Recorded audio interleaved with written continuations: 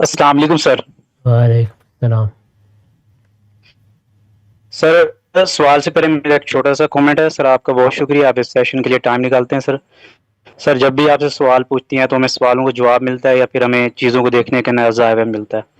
سر میرا سوال یہ ہے کہ آپ نے بڑی ڈیٹیل سے ایکسپلین کیا ہے کہ رسول اللہ کے سال کے بعد حضرت ابوبکر خلیفہ بنائے گئے، اور پاگل فدا کا واقعہ بھی بڑا ڈیٹیل سے ایکسپلین کیا ہے، اس میں حضرت علی کا کردار کیا تھا وہ بھی ایکسپلین کیا ہے۔ سر ایک چیز ہے جو شاید موضوع بحث نہیں آئی، وہ حضرت فاطمہ کا جو کردار ہے۔ ہم تو یہ سنتے ہیں کہ حضرت فاطمہ جو ہیں اپنے وصال تک بھی حضرت ابوبکر صدیق سے ناراض نہیں، اور ایون کہ جب اس دنیا سے وصال ہوا ان کا تو رات کے وقت ان کا جنازہ پڑھا گیا، اب تک بھی ایون کہ ہمیں یہ نہیں پتہ چلتا کہ ان کی قبر مبارک کہاں پہ ہے، وہ کہتے ہیں نشان نہیں ملتا۔ تو اس بارے میں سر آپ بتا دیجیے گا، جزاک اللہ۔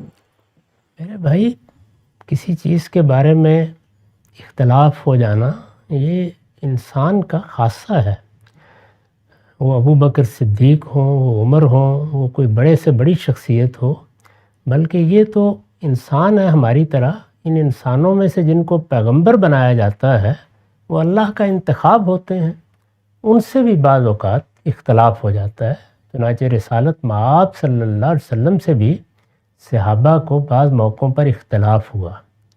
اس طرح کا اختلاف یہ ہو سکتا ہے کہ وقتی طور پر کچھ ناراضی بھی پیدا کر دے۔ اس میں جو کچھ ہمارے سامنے ظاہر ہوگا بس ہم اسی پر تبصرہ کریں گے۔ ہمیں نہیں معلوم کہ ناراضی فی الواقع کس درجے کی تھی، ہم نہیں جانتے کہ وہ باقی رہی یا دور ہو گئی۔ اس میں اگر آپ تمام روایات کا مطالعہ کریں تو محض قیاسات ہیں۔ ہمیں خود اپنی زندگی میں یہ تجربہ پیش آتا ہے کہ کسی کے ساتھ کوئی بات ہوئی کسی مجلس میں، اس میں تلخی ہو گئی، اب دیکھنے والے تو یہی کہیں گے کہ یہ دونوں ناراض ہیں، ممکن ہے اگلے ہی دن وہ ناراضی دور ہو گئی ہو۔ تو اس لیے اس طرح کی چیزوں کے درپے ہونا ہی نہیں چاہیے۔ اگر کوئی ایسی چیز ہے جس کا فیصلہ ہونا باقی رہ گیا ہے تو دونوں اللہ احکم الحاکمین کی عدالت میں پیش ہو جائیں گے، وہاں فیصلہ ہو جائے گا۔ جس مسئلے کے بارے میں اختلاف ہوا ہے اس میں اختلاف ہو سکتا تھا، ممکن تھا، وہ ایک خالص علمی مسئلہ ہے، اور علمی مسائل میں اختلاف کو ختم کیا نہیں جا سکتا۔ ایک شخص ایک زاویے سے چیز کو دیکھ رہا ہوتا ہے، دوسرا دوسرے زاویے سے دیکھ رہا ہوتا ہے۔ قرآن مجید میں سورہ حشر کی آیت ہے جس کے اطلاق اور مصداق میں اختلاف ہوا ہے، دونوں میں ہوا ہے۔ اس میں سیدنا صدیق نے اپنی دلیل پیش کی ہے، اور وہ دلیل ہم پرکھ سکتے ہیں۔ یعنی علمی اختلافات میں یہ خوبی ہوتی ہے کہ ان کی تحقیق کی جا سکتی ہے۔ وہ اختلافات جو تدبیر کے ہیں یا کسی خاص وقتی صورتحال کے ہیں، ان میں تو ہم نہیں کہہ سکتے کہ اصل میں بات کیا تھی، کس پس منظر میں تھی۔